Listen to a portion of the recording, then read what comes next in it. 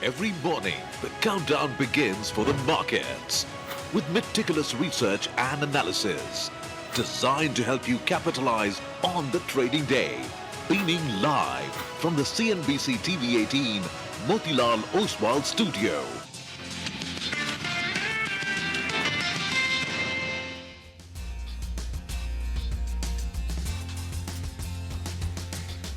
Good morning. You're with us here on a fresh new edition of Bazaar Morning Call. We are coming to you live from the CNBC-TV18 Motilal Oswal studios. I'm Prashant. With me, my colleagues Nigel and Rima. Guys, good morning.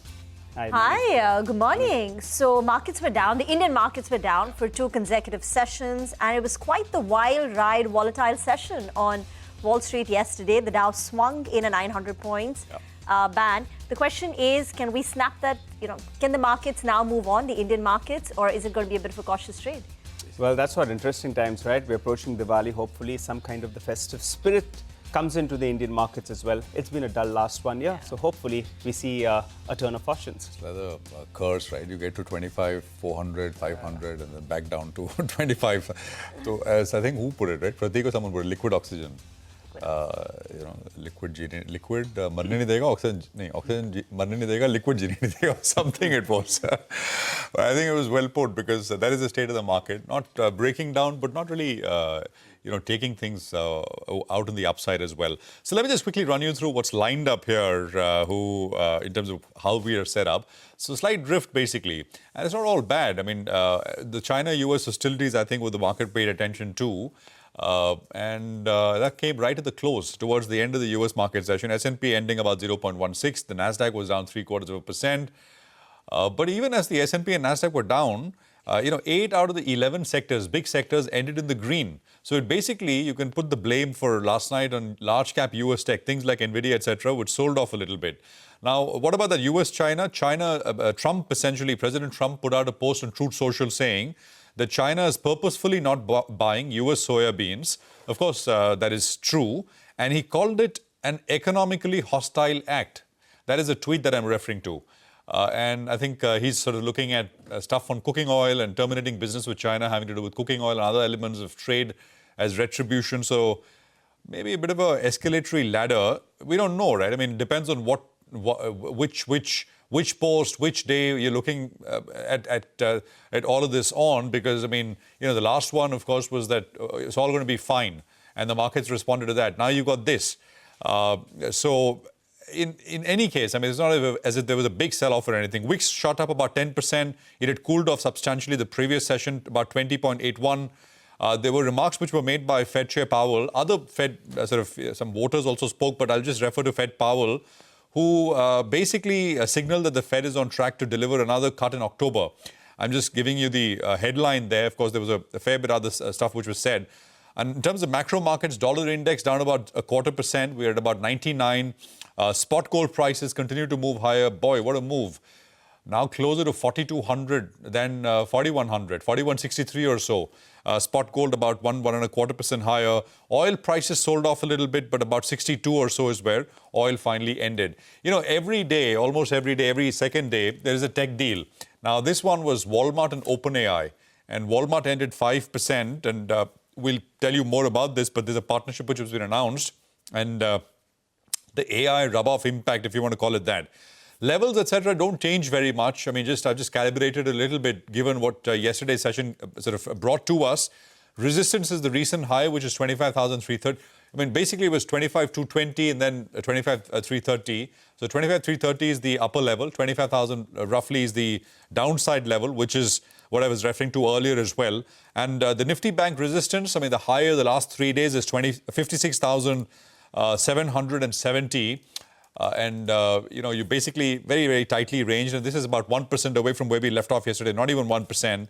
And support 55,821, which was the swing low that we had, I think, about 5 or 6 sessions back. GIFT Nifty will give you a quick sense of how we're likely to start, and we'll pick it up from there. 80-point bump once again. So, I mean, given this open, it's basically a reversal of what we saw in trade yesterday. But, I mean, we've got to go through the rest of the session, the full session, and I think we'll find out what happens. Lots of individual stocks also in focus in a bit. But F&O positioning, F&O stats, Nigel has walked across for exactly that. Nigel, morning. Well, morning. In the last few trading sessions, the DIs, they've kept showing us the money. The problem is the FI flows that briefly turned positive. Well, in the last few trading sessions, from a positive 1,000 crores, it's come down to a negative 1,500 crores odd. As long as we don't get the 2.5, 3,000 crores of net selling, I think the market should be okay. But you don't want this number to move up from here on the way it's been doing in the last few trading sessions. So the FI flows, they have turned around a little bit, but hopefully the large selling is behind us. That's the hope with regard to the FI outflows. What did they do in the F&O market? Well, they went ahead and they added short positions yet again. 9,000 contracts is what they added. And that takes the short positioning to around 93%. So this market is net short. We need that good news. We need the markets to cross some of those crucial technical levels, which in that case will lead to a short covering bounce. Even in the stock futures, there's normally an arbitrage that takes place out there, but out there as well, they added more shorts and they unwound some long positioning in yesterday's trade. Some part of yesterday's fall could be attributed to the weekly expiry as well that played out on the NSE itself. But because of the realignment in terms of call writing that we saw that came back into play, the PCR that had danced away to around 1.35 odd, that's cooled off to around 0.82. So that's moved to the lower end of the band. And two strikes were fairly active in yesterday's trading session. So the 25,200 call added 40 lakh shares out there. Premium around 125 rupees, and the 25,100 put, well, that added close to 17 lakh shares. The premium were there around 100 rupees. And these premium levels with the strikes, as well as the recent high and low, give us the perfect range that we're looking at. So we're in this tight 330, 350 point band on the Nifty itself. Support is around 25,000. Yesterday we went to around the 20 DMA, which is ballpark around 25,050 odd. And from there, we did see a bit of a bounce. So the 25,000 mark becomes important in terms of a support. And you'll be fancying your chances that maybe, in fact, the bulls have enough to protect that level. On the upside, though, for the last few trading sessions, we've been going to that vicinity of around 25,331 and seeing a bit of a U-turn. The Nifty Bank, that will have to lead the way. It bounced off yesterday's lows as well. But as we can see in the last few trading sessions, the 56,775 odd, that's a bit of a resistance level. So the Nifty Bank needs to get past this zone. Last few trading sessions, the highs are closer to that mark. In terms of stocks that I'm looking at, well, RBL Bank is a stock that I'm going to keep an eye out on. Both Saman Capital as well as RBL Bank, they're in the F&O band. However, RBL Bank, there needs to be some shedding in terms of open interest, and it could very well be on its way out of the F&O band. It's giving you the sense that the shorts in the system are getting a little bit nervous with that stock going into the F&O band. So I'll keep an eye out on RBL Bank, possibly in the next couple of days, comes out of the F&O band. Thank you very much for that. Yesterday, Fed Chair Jerome Powell also delivered a speech at the National Association for Business Economics Conference in Philadelphia. This speech marked his first major public address since the Fed's September policy meeting. It's also important to get a sense on what he said because of the absence of any economic data coming out of the U.S., given the government is in shutdown. So listen in to what he had to say. In a nutshell, what he implied is that the outlook for inflation has not changed since September, but the downside risks to unemployment have risen. Listen in. Based on the data we do have, it's fair to say that the outlook for employment and inflation does not appear to have changed much since our September meeting 4 weeks ago. Data available prior to the shutdown, however, show that growth in economic activity may be on a somewhat firmer trajectory than expected. While the unemployment rate remained low through August, payroll gains have slowed sharply, likely in part due to a decline in labor force growth due to lower immigration and lower labor force participation. In this less dynamic and somewhat softer labor market, the downside risks to employment appear to have risen. Okay, broadly consistent with his prior projections, Herald Vanderlind, head of Asia Equity Strategy at HSBC, is also now joining in. Herald, first, give your thoughts on what's happening with respect to the U.S. economy, its resilience. Parse what Fed Chair Powell had to say, plus the four big banks in terms of earnings and the commentary that we got from JP Morgan, Wells Fargo, Citi, and Goldman Sachs, and what it implies about the U.S. economy. Yes, thanks first of all for having me on. And I wonder if you guys are already in Diwali mood and with gold prices as they move. Actually, presumably a lot of Indian ladies are already in divided mood, but focus on the US first. The data that is coming out of the US is somewhat conflicting. So we see upward revisions on what we call hard data. So that's really kind of GDP data and these sort of things. And Powell was stressing this as well, that parts of it actually are doing a little bit better than anticipated. But if you look at soft data, which is surveys and these sort of things, they actually don't look so good. So you can actually spin almost two stories. One saying, well, actually, things are pretty good and you should ignore the soft data. Or you look at the soft data and say, yeah, the hard data is good, but, going forward, things are going to slow from here. And then it's going to kind of make it more difficult to see what the trajectory of interest rates is going to be. Consensus is that they're going to go down, but my suspicion is that they're not going to go down as quickly as what the market is currently anticipating. But that's really the sort of picture that emerges from the US. A bit confusing, to be frank. And you can take either side of the debate at the moment, and that creates that volatility in views and in the market. All right. Hi, Harold. Good morning and good to see you, Ben. Nigel on this side. Well, I'm looking at the Asian markets and, funds are overweight Korea. Do you see some money flow out of that market, say, given the kind of overweight stance that they have, and maybe flow towards a market like India, which has been devoid of any kind of FI flows? Also, the other question is, China has done very, very well. Do you think India and China can party together, or is it a toss-up between the two? Well, there's two questions here. So unpack them both separately. So first, Korea and India. I think you are right. I think what we're going to see is outflow from Korea into India. And I'll tell you why I think this is the case. AI is the key driver in North Asia for Taiwan, to a certain extent Japan and Korea as well. And I think the AI story is now very well understood. Everybody is invested in it. Most funds are heavily overweight, for example, on Taiwan, and heavily overweight all the stocks that are AI exposed. So I wonder if at some point in time we're going to get sort of reset in the expectations. How that comes, when that comes, I don't know. And I think something like that is going to happen at some point in time. Whereby say, okay, we've all priced in, everybody's bought into it, but maybe it's slower than anticipated, the AI adoption. Maybe there's more political risk to it. We don't know. But people are bought into that story. The story that haven't really bought into it is India. And I think India is increasingly starting to look interesting. Now, that is because we've already seen lower valuations and earnings expectations come down and these sort of things. People have left India. They've moved their money exactly to Korea and Taiwan. So I think we're going to see a flow from North Asia into India gradually appearing over the course of the next couple of months. Now, your second question is related to this. Can India perform if China performs? And I think it can, because the reason for the performance of China at the moment is not because foreigners are coming in. It's because Chinese are buying it. The Chinese, if you are in a Chinese household, right? You live in China over the last couple of, say, 5 years. You had COVID. You had weak economy. You had a property market that was falling. You had a stock market that was really bad. What do? You hoard cash. That's exactly what Chinese have done. They put money in the bank. They don't really get anything out of it. If you put money in the Chinese bank, you get less than 1%, maybe 1% at best a year. Not a lot. So what you now see is that confidence is coming back, and they're putting that in the property market, in gold and crypto, but also in stocks. So it's domestic buying that is driving the Chinese market. And they do that because they don't want to be in deposits. It's not that they say we don't want to be in India. No, they don't have that really exposure to India. So that is driving China higher. And at the same time, if you get that AI, Korea, Taiwan going into India, India can perform as well. So I think India and China can perform at the same time, say the next, 6 or 12 months or so.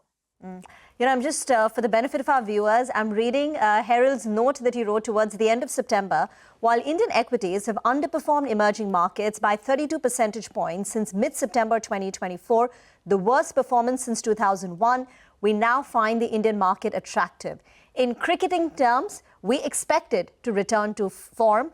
They think the earnings are near the bottom and set to improve. India now appears attractive on a regional basis, and we now move India to overweight from neutral.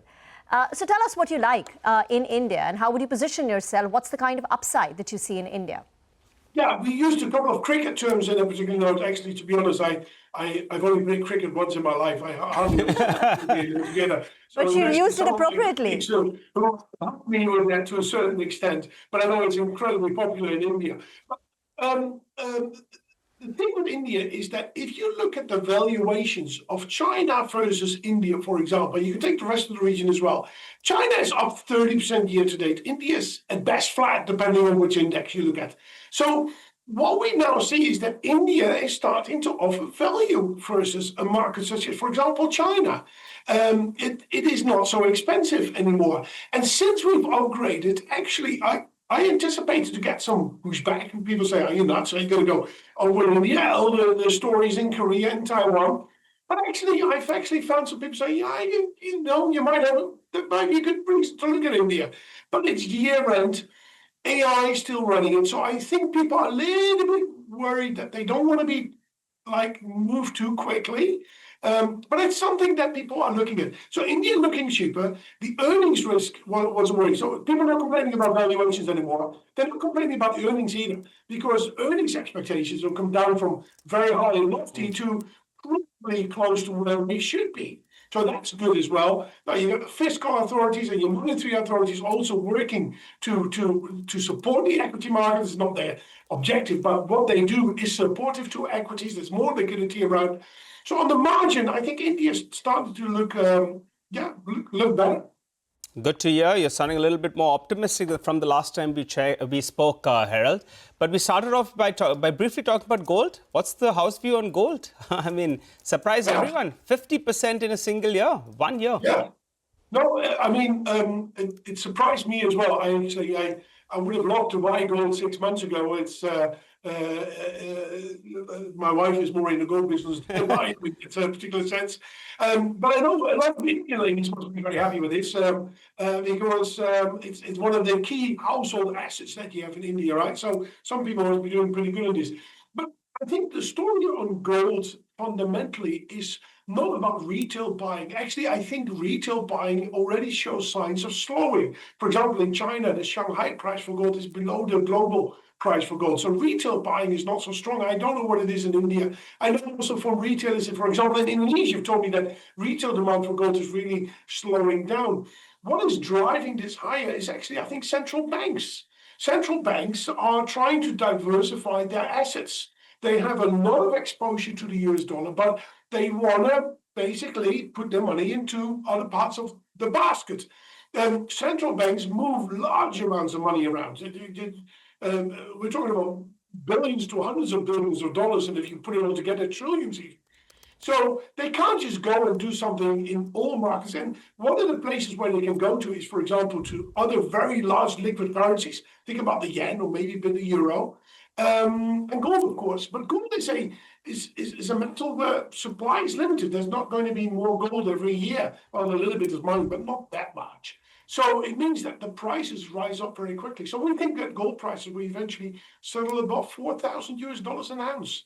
Right. 155, going to be exact, if I'm not mistaken. Yeah. No, absolutely. Thank you very much, Harold, for joining us. Good speaking with you. Good conversation. As always. Well, let me just quickly run you through what you are going to see here over the next 2.5 hours. So 8:35, Leela Palaces and Hotels. That is Schloss reported numbers. Anurag Bhatnagar will be with us to talk about their second quarter earnings. 9 o'clock, Sandeep Agarwal of Sovilo Investment Managers talks to us about the IT sector second quarter earnings. Sanjeev Prasad comes on at 9:20. He's our market master of the day. 9:30, we'll hear from the management of Lemon Tree Hotels to talk about demand trends post the GST cuts. ICICI Lombard reported earnings in second quarter. Conversation coming up on that. 10 o'clock, Diwali special conversation with Ramdev Agarwal and Vaibhav Agarwal coming up. A slice of that conversation, actually, and towards the end of the program. It's a Diwali special again. Indianomics, Lata will get chatting with Samiran Chakrabarti of Citi, Kaushik Das of Deutsche Bank, Upasana Bharadwaj of Kotak Mahindra Bank. Time to slip into a quick break. For the time being, I'll run you through the quick list of the top 10 stocks. Tech Mahindra, ICICI Lombard, Persistent Systems, Cyient, DLM, Thyrocare, all of them will be reacting to positive news flow.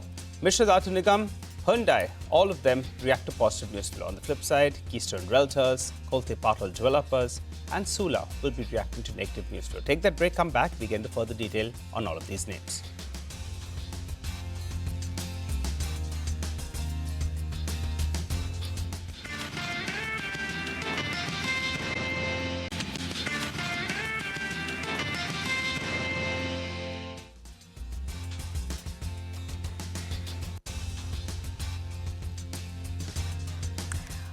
Welcome back. It's time now to talk stocks. Our entire research team is standing by with CNBC-TV18's list of top stocks for this Wednesday morning. And let me kick it off with Tech Mahindra. And again, it's a good set of numbers. In fact, it's a beat on both revenues and margins for Tech Mahindra. Top line growth in 1.6% quarter on quarter, ahead of estimates. And this is the strongest growth seen by the company in the last 10 quarters. Manufacturing, retail did well for the company.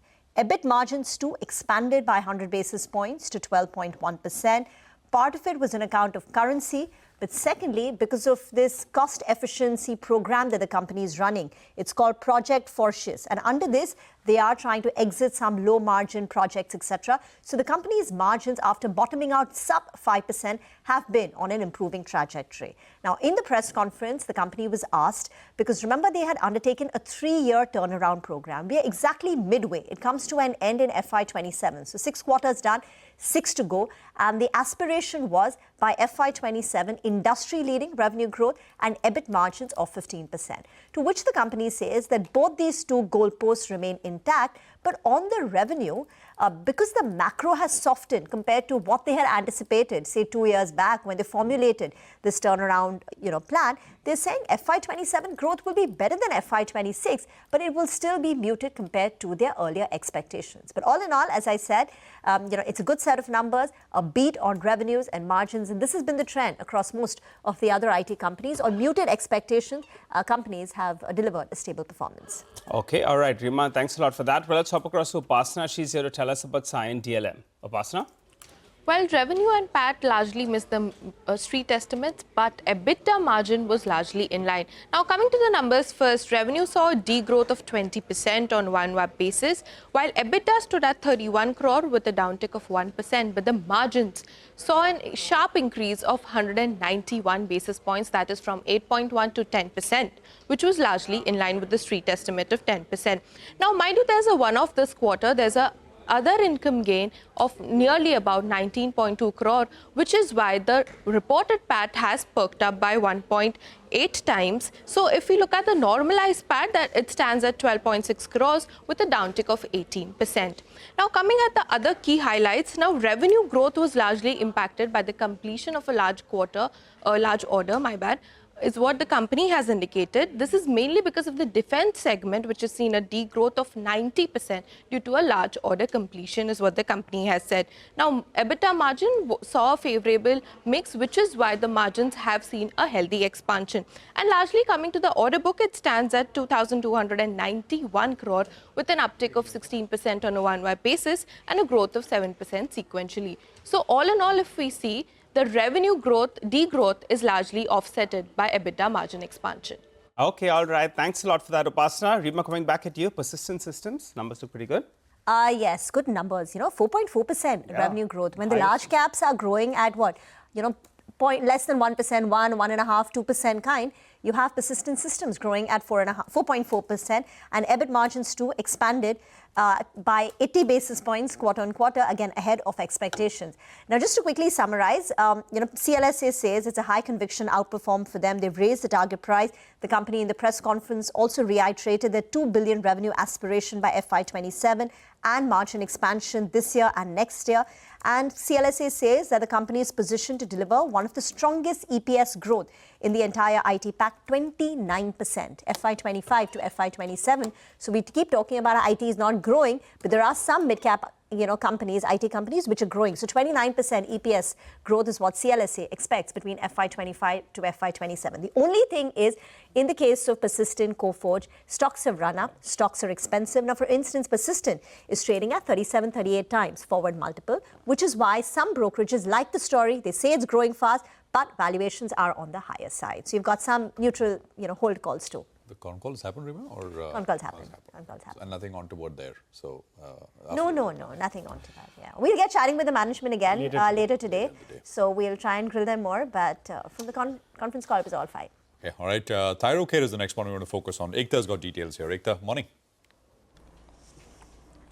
Morning. Well, revenue up around 22%. Margins also improved to 33% versus around 27% year on year. And the profit was strong at around 80% growth. Now, pathology has seen a 24% growth on a year on year basis. It's the bulk of their business at around 202 crores. Franchise revenue was up 20%. They are debt-free with a net cash of 190 crores on their books. The company's also issued a bonus share of 2:1 in terms of a ratio and declared an interim dividend of around 7 odd rupees. So I expect the stock to be in the green. Okay, all right, Ekta, thanks a lot for that. Well, let's hop across to Vivek. Rustomji or Keystone Realtors, that deadline was approaching where they had to reduce the stake, and Vivek is picking up that they're going to be doing that. Vivek, tell us more. Well, absolutely right. Like you mentioned, promoters have to go down and bring their holding to below the 75%. At the end of Q1, they held close to 78.34% stake in the company. And so what they've done is they've gone ahead and launched an OFS, or an offer for sale, where the promoter selling shareholders are Bowman Rustom Irani, Chandresh Dinesh Mehta and Percy Chaudhary. All of them will bring their stake lower together by over 3%. Now, the floor price for this particular OFS is at close to 550 rupees a share, implying a very significant discount, almost 10% discount to the last closing price. The offer size is 3.63% of the total equity. That brings the offer value at the floor price to a little over 250 crore. Minor dilution, but at a significant discount. So going with red as far as Keystone is concerned. Thank you very much for that. Wow, 3 years done from their IPO. IPO was November of 2022, and the issue price was 541, and the stock today is at 612. So it's given about what? 12-13% kind of a return in 3 years. Offer for sale today. But Vinny's now joining in for more stocks in the news now. Hi, yes, good morning. So starting with Colte Patil, they gave the Q2 update. It seems like a weak update that's come in because the sales value is down by 13%. Volumes are down by 17% during Q2 FY26. Realizations are mild uptick of 5% and collections are up by around 8%. So we are expecting red today coming in for Colte Patil. Solar Vineyards, that's another one that came out with its Q2 FY26 updates. Net revenue is down by around 1% and revenues are at around 140 crores approximately. Own brands revenue, that's down by 2.5%. Wine tourism, that's the only one that's supporting in terms of growth, right? So we're seeing 7.7% growth in terms of wine tourism revenue. Keep an eye out on that, but red expected here as well. Mishra Dhatu, that's another one that we're keeping an eye out on. They've secured orders of around 306 crores and that takes the total order book to around 2,212 crores. So keep an eye out on that. Okay, all right. Thanks a lot, Vinny, for that. Hopping across to Parikshit, Hyundai has come out with details with regard to path ahead. I think they have the investor day meet as well. Parikshit joins us to fill us in with all of those details. Parikshit? It's a big day for Hyundai since the time they've had their IPO. Yes, they have that investor day. Their global CEO, Jose Munoz, is here in India as well to speak to investors and various stakeholders. They are releasing a 5-year plan today with an aim to invest 45,000 crores in the India market. And in fact, sources close to the companies tell us that their plan is not to just double down in India, but triple down in India over the next few years. So they will be investing extensively in product development, in expanding their footprint in India, in digitization as well, also in electric vehicles. Now, speaking about future launches, they have 26 launches planned till 2030. And today, Hyundai will be giving a plan for that. So they have at least 7 new products that are coming up. They've got an all-electric SUV that will be launched in India in 2027. They have a plan for an MPV and an off-roader SUV as well. They want to grow their revenue to over 1 lakh crore by 2030. Have India as a very strong export hub. Maybe have 30% of Hyundai's exports coming from India alone. So a very strong plan for India that is going to be unleashed, something that investors had been asking since the IPO had happened. Let's see what happens and what more Hyundai has to say during their investor day, which will last for about 3 hours from 9 a.m. onwards. Okay, thanks a lot for that, Parikshit. Well, I'm focusing on ICICI Lombard, and out there, the net earned premium. That came in higher by close to 12.5%. So that's a pretty good reading, good amount of growth out there. The operating profit as well was up by close to 13.5%. So that as well is a positive sign. The underwriting loss, that's more or less stable. So, we'll have to find out further with regard to that. And the combined ratio as well, ballpark in that vicinity of around 105%. So we'll be talking to the management, during the course of Bazaar in the next hour or so, and we'll try to get further clarity. But for the time being, these numbers go down with a mild green on this one. That said, let's do a quick recap of all the top stocks we just covered for you. Positive news flow stocks first up. Tech Mahindra, ICICI Lombard, Persistent, Cyan DLM, Thyrocare, Mishra Dhatu Nigam, and Hyundai. While stocks that will be reacted to negative news flow, Keystone Realtors, Kolte Patil, and Sula Bunions. We'll slip into a short break. On the other side, we'll connect with the management of Leela Palaces Hotels as well as Resorts to talk about their second quarter earnings.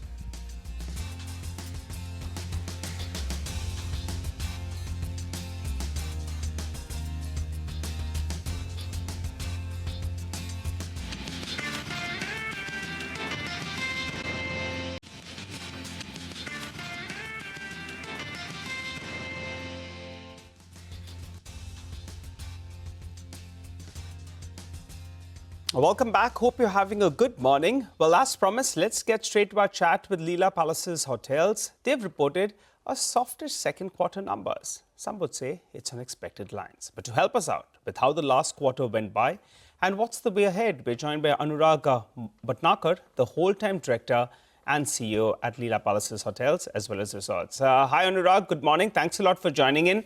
Coming across to you in a minute. For the time being, just highlighting the three broad talking points. The outlook for the second half of the year, international expansion, and further debt reduction. What's the trajectory on that front? Well, Anurag, thanks for speaking to us here on CNBC TV18. You've mentioned in the past, right? The second half of the year is typically strong. So what's the targeted occupancy we could be bracing for the second half of the year? And also, are we on track to hit that 100 crore PAT number on a quarterly run rate? Hey, good morning, and thank you for having me here. Firstly, I'd like to spend some time on what you said earlier, that we had a softer quarter. Well, the RevPAR for the company grew by 13% in second quarter. The EBITDA margin has grown by 17%, and with a blended EBITDA of 48.2%. So, and the PAT, the company has had 4 quarters of positive PAT. So at a run rate, the company is growing 4 quarters of positive PAT. And this growth has come from both growth in occupancy as well as ADR. So at a blended growth of occupancy and ADR, RevPAR has grown by 13%. And just before I come to the balance of the year, let me tell you, as the first half of the year, and you're right, that the second half of the year, which is H2, typically 60-65% of the EBITDA comes on the second half of the year. But in the first half of the year itself, we are trending at an EBITDA margin of 45.5%, which is a 555 bips growth over the same time last year. And our ADR has grown by 10%. So there are a lot of positive tailwinds in this segment that we operate in, on the luxury, the focus pure play luxury segment. Another key point. Yeah, sorry, just to get the numbers out of the way, margins grew 750 basis points on a quarter-on-quarter basis, right? Some 300 basis points on a year-on-year basis. So on a quarter-to-quarter basis, the margin has grown to 246 basis points to 42%.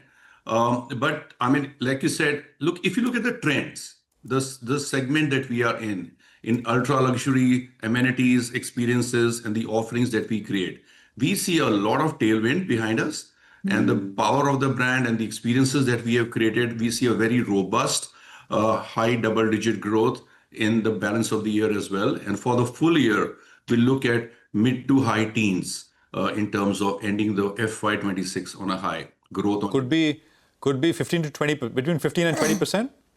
Without ascribing us, I would say mid to high teens growth in terms of EBITDA. This is our outlook for FY26, looking at the way we are trending in H1 and how we are expecting the second half of the year to unfold. Anurag, I get that point. You're sounding quite satisfied with the last quarter's performance. But from a market perspective, I think ye dil mange more, because the stock yesterday was down close to around 5%. That aside, that 100 crores per quarterly profit, are we on track to get there? I would like to say that seems to be right now as a very conservative number. I would say But if I was talk about the PAT that we are looking at for financial year 26, I definitely believe that the number that we had outlined earlier is going to be achieved and exceeded. Okay, so FY26 PAT in excess of 100 crore. I think you've also given an EBITDA guidance of 2,000 crore by FY30. Is that correct? That's right. That's a 5-year guidance. 5-year, 2,000 crore. That's right. And how will you get there? So that is coming from 4 levers. One is the same store growth, where we see a lot of potential to grow both occupancy and ADR in the hotels that we operate. Second is the pipeline that we have. We are moving from 13 hotels to 22 hotels. We have 9 new hotels coming into our pipeline, out of which 7 are under our ownership. Our key count will move from 3,500 approximate keys to close to over 5,000 keys.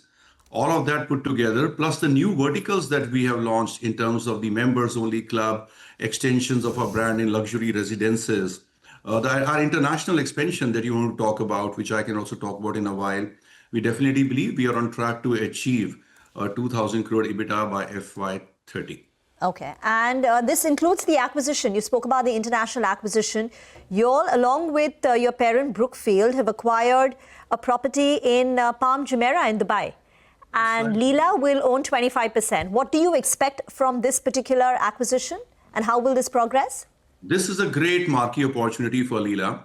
With a 25% of the capital that we are deploying, we're getting 25% equity. This location in Jumeirah, as you would know, it's a beachfront location with 23 acres, over 500 keys, one of the most luxury districts in the world, with a very high, I would say, in terms of propensity for luxury experiences. So A, it's a beachfront location and a great opportunity and a rare opportunity. Secondly, the very attractive investment economics. I mean, at a purchase price, which is like a multiple of last year's for CY25, 12.8 multiple of last year's EBITDA earning, is very accretive, value accretive to Leela, especially because we are planning a very fast capital recycling in over 2 to 3 years, which will come to us from the sale of branded residences.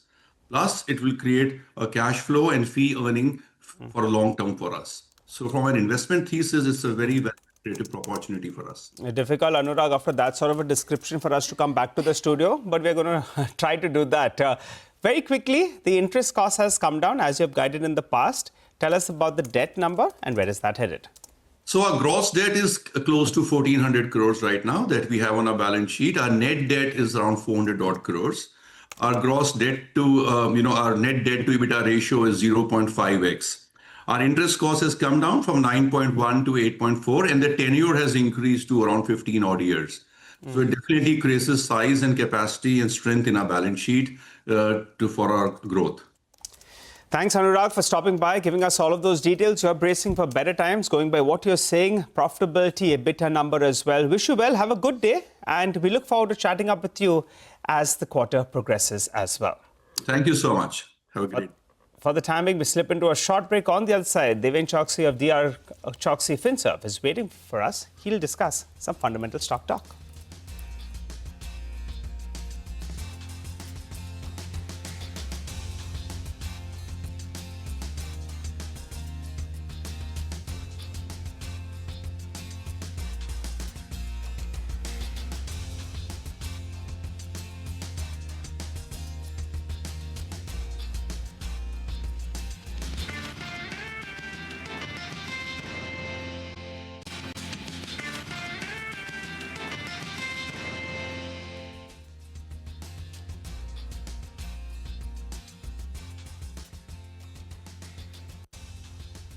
Okay, welcome back. There's 14 minutes to go for the pre-open session. The big listing from yesterday, of course, was LG Electronics.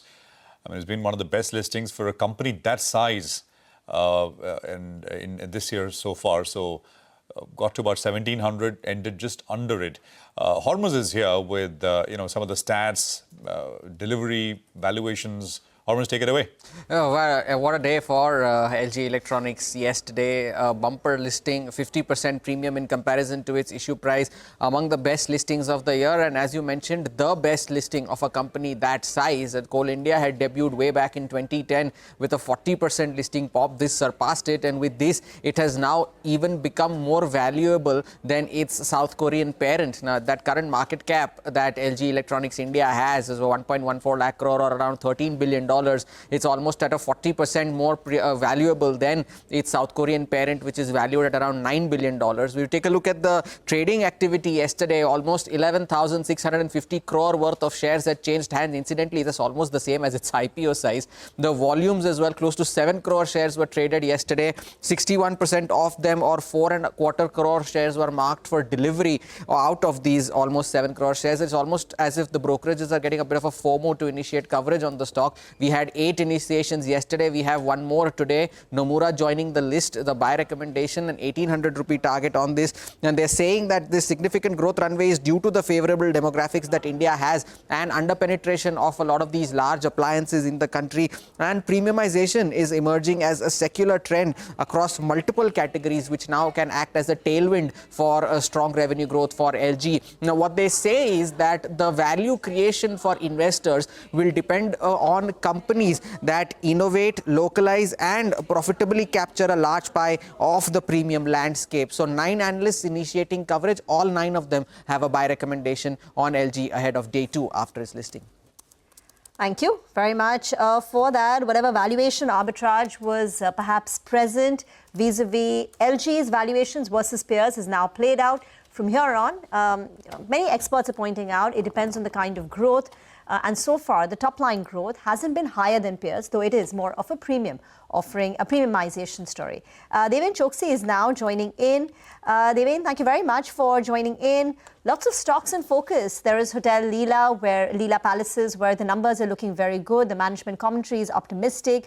You've got Hyundai Motor outlining ambitious capex plans over the next few years in India. And Tarun Garg will now be the MD and CEO, the first Indian to hold that position. Some IT earnings. Tell us your pick for the day, your standout stock. Hi, good morning. Well, I think the overall earnings season is appearing to be, very promising.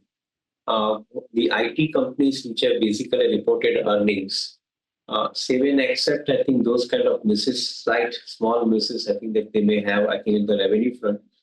But importantly, including HCL Tech Mahindra, you have found that the margin improvements, even though it is marginal, but has happened, which means the adoption of AI in the work environment has actually started yielding the result in form of, saving the cost and putting across, better efficiency.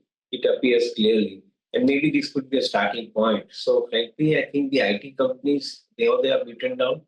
They could be the one choice, which one would like to possibly follow hereafter.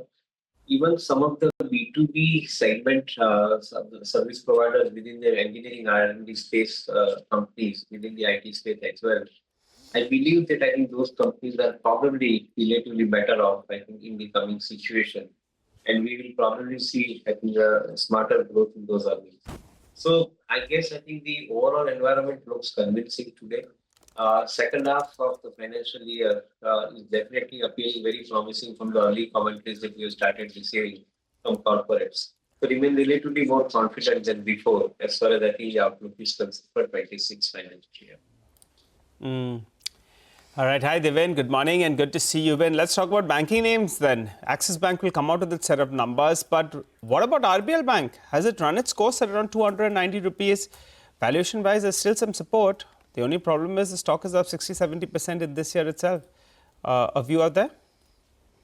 Good morning, Nigel. Not any specific view, on RBL per se, but overall, within the corporate banking space, we remain relatively more positive with the companies with a larger AUM. This is one quarter where probably you will see the retail lending, would have approximately grown faster than what one would imagine. We are waiting for the numbers to come out for large corporate banks. But initial indication after talking to some of the companies, they have actually seen, a smarter growth in the retail lending.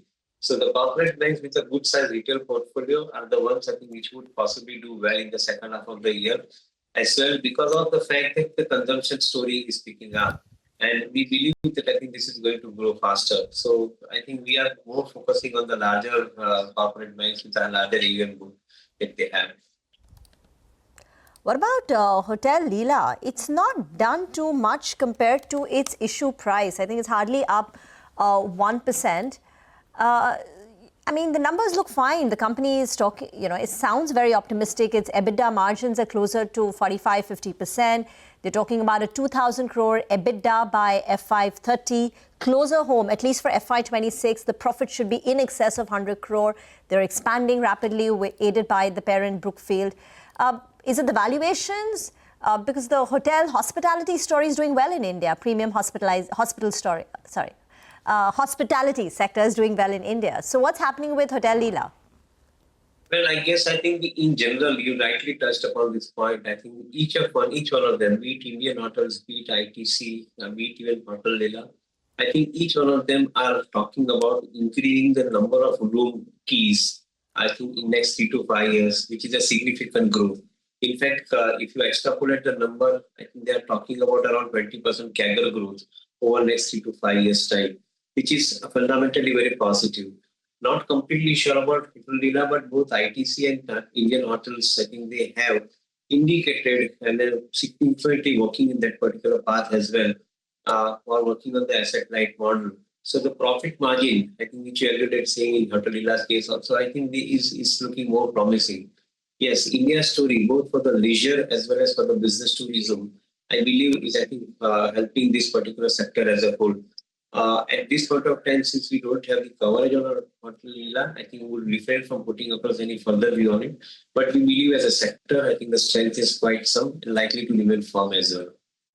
All right, Devin, final question. Thyrocare, any view out there? One of the top winners in the last 1 year, actually Thyrocare comes up because in the previous years, actually it was an underperformer, but it seems to be getting its act together and the numbers are looking pretty okay. Your view on it? Earlier, Nigel, I think we had the concern about the stock possibly quoting at a valuation.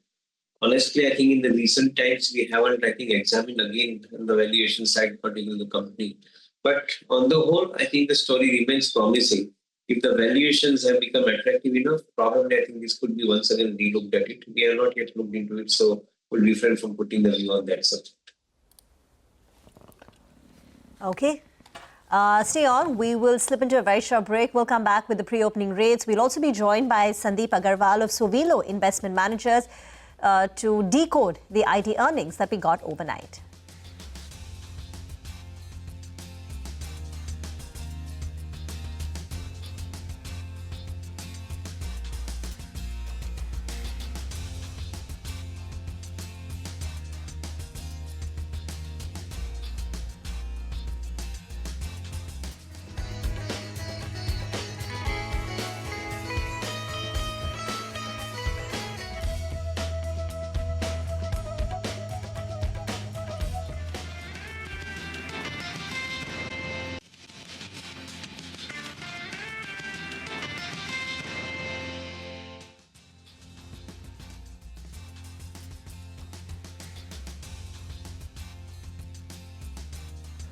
Welcome back. Well, the pre-open rates are going to start trickling in. For the time being, let's welcome our experts. We've got Sudarshan Sukhani of Technical Trends, as well as Mitesh Thakkar of Bonanza Portfolio, who joins us on the show.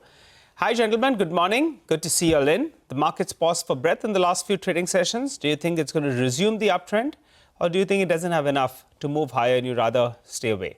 What's the trade on the Nifty? Mitesh, you go first. Yeah. Good morning, Nigel. So, yesterday we talked about 25,100 as the support and 25,350, 400 as the range to clear on the upside. We, for a brief period, kind of declined below 25,100 but closed above it. And I think those counters still remain same. We need to get past 25,350, 380 zones on the upside to give a breakout. Otherwise, we'll keep moving between this 25,100 to about 25,350 range. And my sense is that the chances of an upside breakout are more given the direction of the short-term indicators. But for the time being, I think the range remains. Okay, the range remains. That's the call that's coming there. Sudarshan, what about you? Yeah, good morning. Well, the Nifty has come to a point where it is drifting sideways. Till something else doesn't happen, we have to assume that the trend remains up because that's how it reached the sideways stage. So in an uptrend, keep a stop. It's becoming, repetition. Yesterday I said the same thing. Last week also the same thing. Keep a stop at 25,100 on a closing basis and stay long or buy on dips. Okay, stay long, buy on dips. Let's get that pre-open rate actually out of the way. It's showing a 400-500 point downtick. Let that rate settle itself, then we go back to it. Mitesh, you go first. Tell us your stock picks. Yeah. So I have an all-buy list today. The first one is a buy on area, good price and volume, I think backed by positive numbers. The stock can possibly head towards 162 to about 165. Buy here with the stop at 151. A buy on IDFC First Bank with a stop at just below 72 for a target of around 76. I also have a buy on KEI, which made a fresh highs. That's a buy with a stop below 43.20 for targets of 44.50. And the final buy call is Inox Wind. I recommend to buy here with a very tight stop at 154 for targets of, stop of 145 for targets of 154. Gentlemen, morning, Sudarshan. What about you? Well, I have one intraday short to start with. That is United Spirits. Sell with a stop above 1320. All the rest are buying opportunities. Adani Ports is a buy with a stop under 1400. GSL is a buying opportunity with a stop under 760. And finally, IREDA is a buy with a stop under 150. Again, since the broad trend is mildly up, focus on the buys. Look at the rupee. It's unusually strong start. 88.26, 88.80 was the close.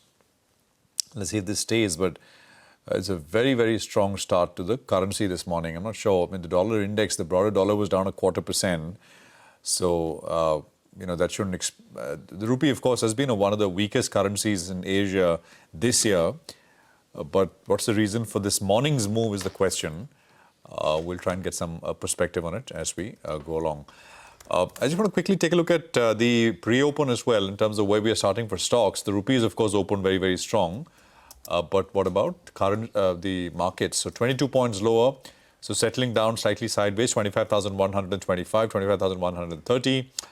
And I think you've got the Nifty Bank and other stocks, etc., which will be opening up.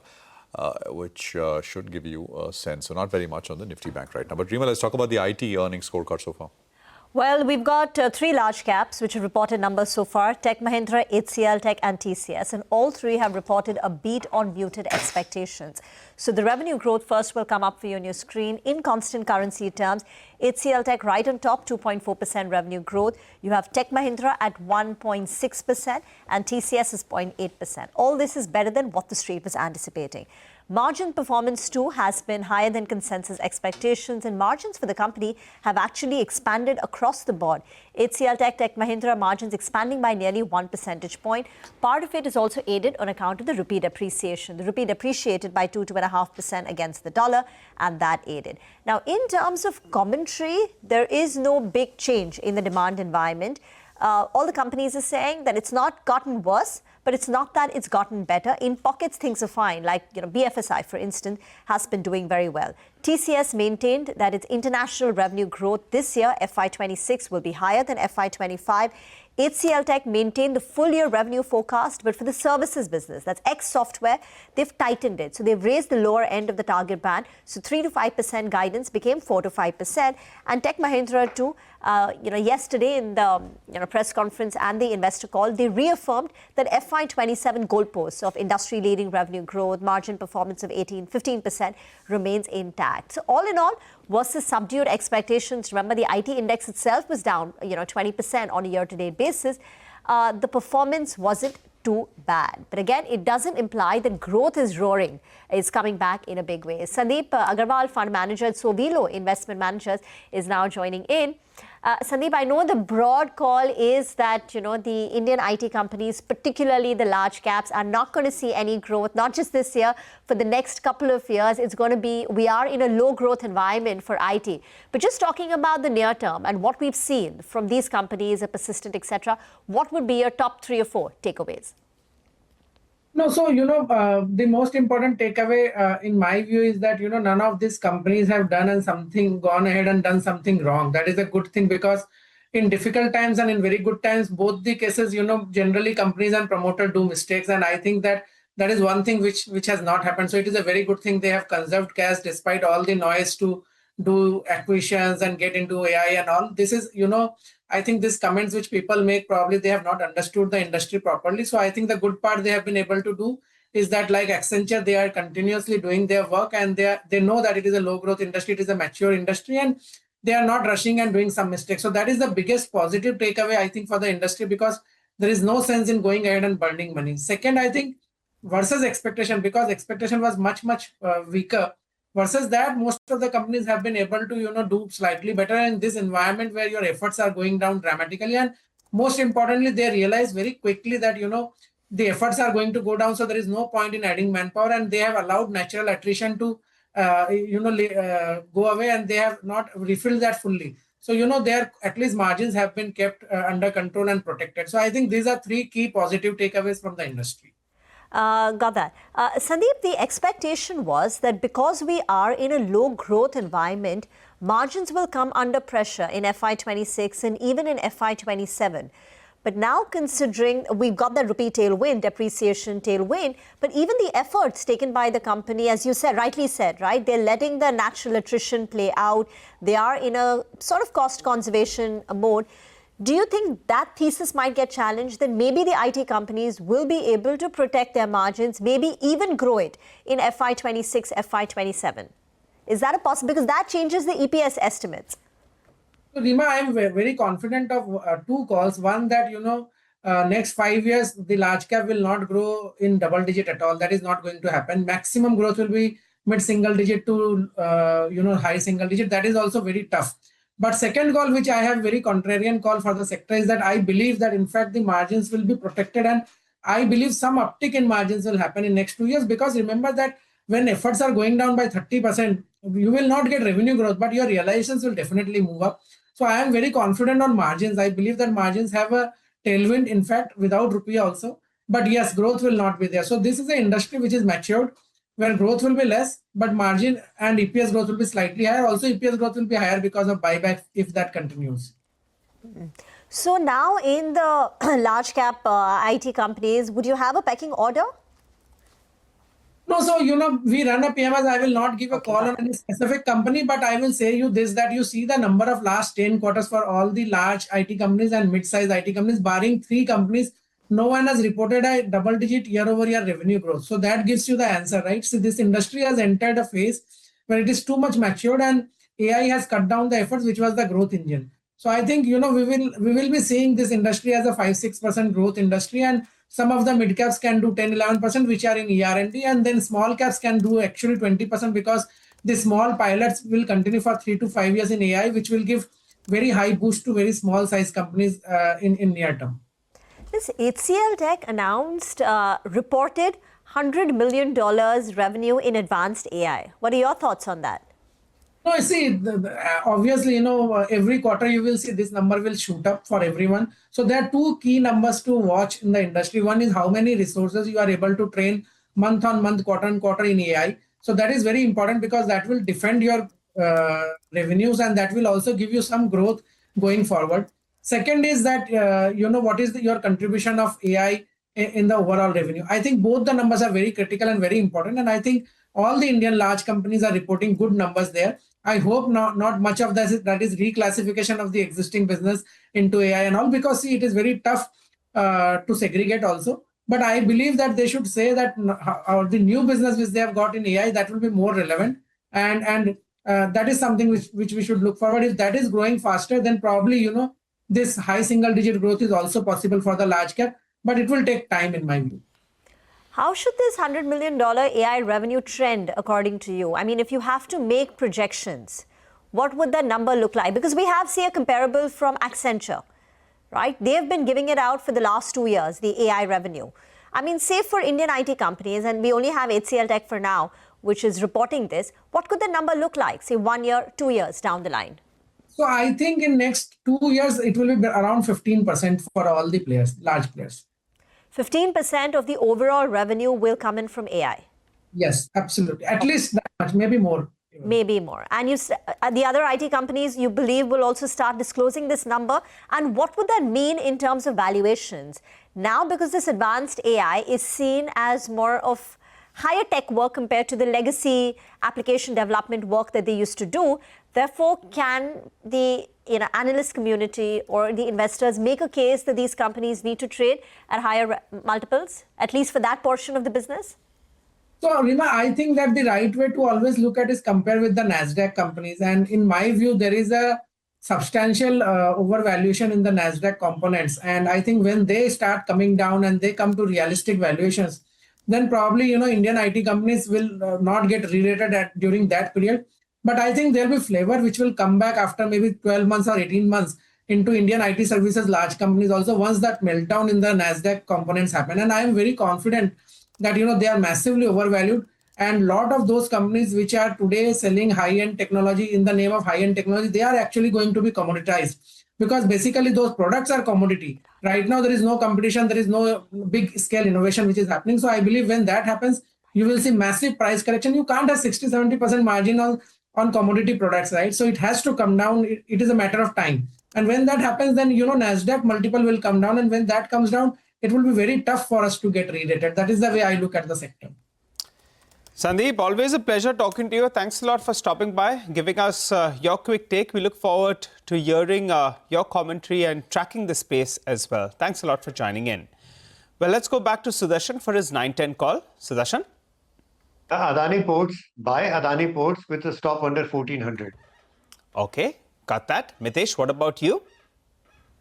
I think I'll go with the IRIDA. Good price and volume action yesterday on back of good news. So this should see more continuation. Look for targets of 162 here. Thank you very much for that. Let's put the spotlight on RBL Bank. It continues to remain in focus. And with the kind of news flow swirling around, this stock has almost doubled in 2025. Sudarshan joins in with more. So it's been one of the stocks of 2025. It's, as you say, it's almost doubled in 2025. And in last 4 months, it's up almost 35%. And the reason, there have been several reports regarding Emirates NBD looking to acquire majority stake up to 51% or say 60% stake in the company. And if it's done, there might be an infusion of almost rupees 15,000 to 16,000 crore in the company. Apart from this report, if you look at the June shareholding pattern we had earlier highlighted as well, FPIs and mutual funds both had increased the stake in the company. Mutual funds had taken their stake to almost 30% from the 15% that these mutual funds held in March quarter. As far as FPIs are concerned, they had increased stake to almost 18% from 14%. Brokerages have been highlighting about RBL Bank, and today also Citi and CLSA have come out with their notes, but mainly mentioning about the reports of Emirates NBD looking to acquire the stake. Citi maintains buy call and target is of ₹300 per share. It says ownership transition may mitigate near-term ROE dilution risk, and if 51% stake is acquired, there might be a cash infusion in the range of 18,000 to 19,000 crore. Also, it would lead to a 5 to 10% book value accretion near CMP. CLSA maintains hold call and target is of ₹260 per share. It says ROA could expand by 25 bips to 1.2% with this deal if the deal happens. But interestingly, despite a big move that we have seen in share price in the last 4 months, 90% of total trading session, the stock has been in the F&O band. Thank you very much for that. Just awaiting the pre-open. Before that, a quick check on Asia, because Asia is rebounding. You've got more than a 1% gain on the Hang Seng, on the Nikkei, the Taiwanese markets too. All these indices are up close to about 1.3%. The only one which is trading flat is China, and that's because of the increased tension between US and China.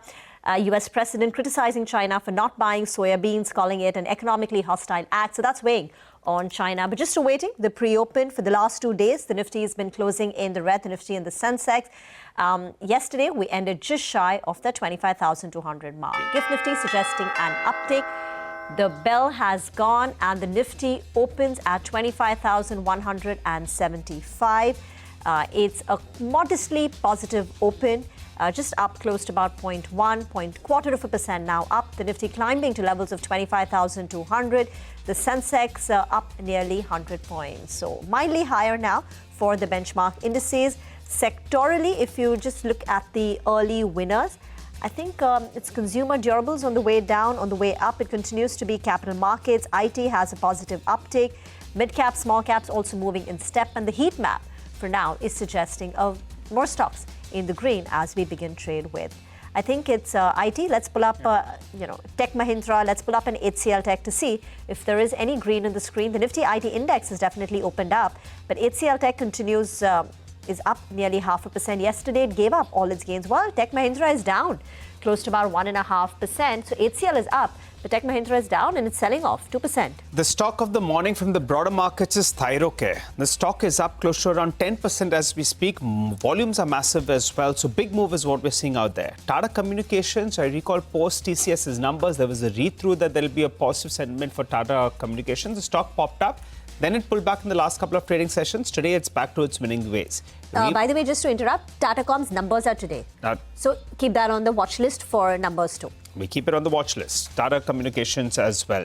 The other one we're looking at is Persistent Systems. As Rima said, 4.4% growth, much better than any of their peer groups. So good going out there. Satwik Green as well. That's come on the list. That's higher. There are some positive news flow coming in on that name. So that stock as well opens up in the green. And LG, no, it's not seeing profit taking. It's up and about even in today's trading session. So it's up close to around 2%. So after a blockbuster listing, there is some more to go on the upside. Genesis International, I don't know what's gone on there, but that stock is up close to around 13%. Close to 2 lakh shares getting traded just in the first minute itself. So I'm not sure whether or not there is some fundamental news out there. But big move is what we're seeing on that one. Quick Heal is another stock that's up 6.5%. So big move on that stock as well. And AGI Infra, I recall the stock has been seesawing. One day it was up, the other day it was down. Yesterday it was down more than 5%. Today it's up another 5% as we speak. So plenty of movers actually from the broader markets. Keystone Realtors, because of that OFS, the stock has opened up with a cut of around 4.5% or thereabouts. So not a bad start to trade, Rima. 90 points up on the Nifty. We're getting into that congestion zone at around the 25,250, 25,300 odd. Let's see whether or not the bulls have enough in it. And the Nifty Bank, important out there because last 3 trading sessions, it's moved to 56,750, 56,800 and seen a U-turn from there. For the time being, in fact, that one as well is, is moving to that level. So just trying to make sense of Tech Mahindra's decline early in the morning. Q2 numbers were a beat. But what the company also said is that as a part of the 3-year turnaround plan, by FY27, revenue growth will be ahead of the industry. What they said as they complete midpoint of that turnaround plan is like FY27 will be better than FY26, but not as strong as was earlier anticipated or envisaged on account of the macro slowdown. So basically telling you that it's not that growth is coming back very sharply. And even an analyst are pointing out this 15% EBIT margin target is going to be a little optimistic. So Q2 is fine, but I think the fact that the company is sort of toning down their FY27 growth expectations because they hadn't given a number. All they said is we'll beat the industry. They're sort of toning it down in the conference yesterday. Maybe that's playing on the stock price today. So that's down close to about 0.5%. Okay, all right. Well, let's get straight to our market chat then. We have a guest with us in the studio. Sanjeev Prasad, the Managing Director and Co-Head at Kotak Institutional, joins us in the studio. Hi, Sanjeev. Good to have you in person in the studio. What brings you to Mumbai? Just work. I'm employed half in India also. All right. Half in Singapore, half in India. How are you feeling about the markets though, Sanjeev? Off late, you've been putting out those cautionary notes. You've been telling us on a time-to-time basis, there's a bubble in various sectors as well. I believe that you're working with modest returns, in the next 12 to 18 months. Define modest. What would it be? High single digit? Yeah, 5 to 10%, I would think. In the last 1 month or so, I think become slightly more positive, I would say. Neutral to positive compared to fairly negative stance, which we had a year back. Yeah. And the reasons for that is pretty simple. At least now we are starting to look like earnings seem to be stabilizing after a period of very heavy downgrades in the last 12-15 months. And second is 27 looks like a decent year for earnings growth. Okay. In fact, we're now looking at about 17% growth for Nifty 50 profits. 17. 17, yeah. Compared to about slightly below 10 for the current year. See, the whole problem last year has been you had high valuations and a series of earning downgrades. If I remember correctly, same time last year, we're looking at about 1250 rupees EPS for the Nifty 50. That has come down to about 1090 now. So that's been the big problem. This time around, looks like earnings are stabilizing, and 27 could be a good year for earnings. So you think we're towards the end of that earnings downgrade cycle, and for this year we should work with 8-9% and mid-teens for 27? Looks like, yeah. So I think we are definitely coming to the end of the earnings downgrade cycle. See, last year earning downgrades were led by, or I should say rather the current year, in the last FY 2026, in the last 12 months, you had earning downgrades coming from autos, banks, and IT sector. This time around, auto should do a lot better simply because of the GST rate cut. And hopefully, we don't know when the 8-pay commission gets implemented, but if it gets implemented towards the end of FY 2027, you could see some bump towards the end of FY 2027 also. Banks should see a decent turnaround from a decline in profits in the current year to decent growth next year, simply because all the negative factors of weak loan growth, decline in NIMs, and also higher credit costs should all reduce going forward. And IT, it's been a very challenging year, the current year. Hopefully things look better next year. Sanjeev, hi, morning. Rima here. You've always been concerned about the valuations in the Indian market. You've been calling it out. Since we've gone through about a 12-15 month period of time-wise correction, how are the valuations now, and which are the pockets where you still think valuations are excessive? Where are the valuations moderate? And where, if you do see value in any pocket of the market, where would that be? The valuation challenge still remains. The problem has been that valuations have stayed high through this period simply because you're earning downgrades. Correct. It's not as if we have seen multiples coming down. What has happened is prices have come down, but on the back of earnings coming down. So more or less valuations have stayed high. And that challenge remains. Having said that, at least one part of the negative, if I may say so, of earning downgrade, that seems to be out of the equation for now. So now coming to valuations across sectors, see, most of the consumption names are still very expensive, especially if you look at consumer staples, parts of discretionary. It's very hard to argue for 45 to 60 P. Right. When most companies delivering mid-single digit kind of earnings growth. Even that has been a struggle for many companies in the last 2 years. What resulted in a massive rating in the multiples of the stocks in the last decade was simply very strong secular growth for an extended period of time. If you look at, I'll give you a few numbers. Asian Paints last decade, earnings CAGR was 12%, Lever was 13%. None of this company delivering in numbers anywhere close to that. And because of that, multiples went from, let's say, about 25 P roughly, the beginning of last decade, to about 50 P by the end of last decade.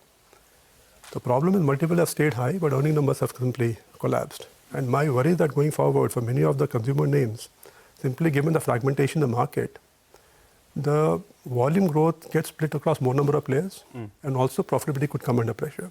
So it just becomes very hard to argue for high multiples in the construct which we're looking at of lower growth and maybe some pressure on profitability. So consumer staples, discretionary, still expensive? Yes, still expensive. IT also, I still think, on the higher side. Okay. It all depends on what growth they can deliver. And also keep in mind the fact that in the medium term, you have AI-related issues also coming up. Good, bad, ugly, only time will tell, but it is a big uncertain for the time being. So we got to ask you a little about the sectors of the future right now, because you're talking about names like Asian Paints, etc., all the FMCG staples. The last decade or so, the growth had been led by penetration, more awareness, and probably more money in the hands of people. So that sort of headroom has been more or less satisfied. Now, there are a lot of these sunrise sectors as well, where the visibility of growth, say 10 to 12% sort of earnings over the next 5 to 6 years, irrespective of the valuations, is still there. What sectors, according to you, would those be, and are there any opportunities here? No, anything to do with manufacturing is in a very decent spot. In the next 10, 15 years, assuming India plays its cards well, you will see a big domestic import substitution story playing out. And government is rightly focused on that. There's a lot of incentives being available through PLI scheme, a lot of focus over there. So I think the manufacturing sector will grow dramatically in the next decade or so. Of course, you have to contend with the fact that Dixon is now at 70 PE plus. But the opportunity set is humongous for many of these companies, anything to do with electronic manufacturing services, anything to do with electricity chain. There will be massive electrification of the economy. So all the capital good companies, companies who make transformers, rectifiers, again will see massive growth. Storage solutions, batteries, etc., again will see huge amount of growth. So not as if there is dearth of opportunities. New sectors will emerge. So you see, some of the challenge for India is that some of the new themes which are emerging globally, and I would put AI, biotech, and robotics, India does not have any great companies over there. But we do have our own, unique solutions for the Indian market, the consumer market, which is via names like Urban Company, Eternal, Quick Commerce, which hasn't done well globally, but is very India-specific out here. So do you think there are opportunities here? I mean, yeah, these companies are doing amazingly well. You have a very large unorganized sector. Exactly. When it comes to retailing in India. So that's a huge opportunity. Healthcare services, another massive opportunity, I would say. Simply given the fact that as India becomes richer, the penetration of healthcare services will increase dramatically, and the quality of healthcare service in general is still very, very, I would say, poor for most of the Indian population. I think healthcare, diagnostics, those are sectors you like as well as pharma, very right? positive, yeah. All right. Let me talk about the IPO market. Yeah. That got a little bit too hot, too bubbly for some, but not for the ones that got that LG Electronics. Those that got allocated, they would be happy. 50% pop-up always feels good ahead of Diwali, whatever, whichever way you want to slice or dice it. What is your view on an IPO like LG and also the IPO market? The problem is there is more supply coming. But the good news is that at least you're aware now that there is the supply coming out there, and maybe a couple of large ones like Tata Capital, LG, at least they got digested. See, the interesting thing is, and I will give some numbers over here, if you look at FPIs as an example, they have sold about $23 billion in the secondary market. But they've got $5 billion in the $5 billion in the primary. So it tells you a story that maybe the IPOs which are coming, A, the stories are good, and B, they're coming at the right price, at least some of them.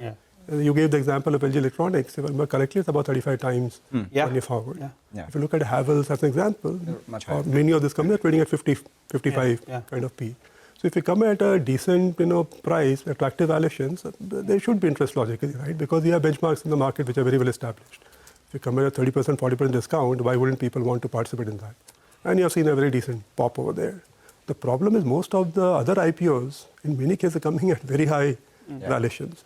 Maybe the public market valuation is high, and then for whatever reasons, companies try and extract the maximum out there. And that's when the problem happens. If you look at many of the smaller IPOs, mid-sized, smaller IPOs, they have done rather badly in the last, I would say, 3-4 months. You speak about that, the IPO that is opening today, Midwest, it is a mining quartz-related granite company. We're looking at some numbers out there. For a 450 crore issue size, they're charging 20 times EV to EBITDA 1 year forward for a mining granite company. So it'll be very interesting to see how demand and growth comes out there. But even Tata Capital, right? I know it wasn't cheap to begin with, but they still priced it lower than the rights issue, which was done recently in terms of the large issues. Sitting in Singapore, we were talking about the FIs selling in India.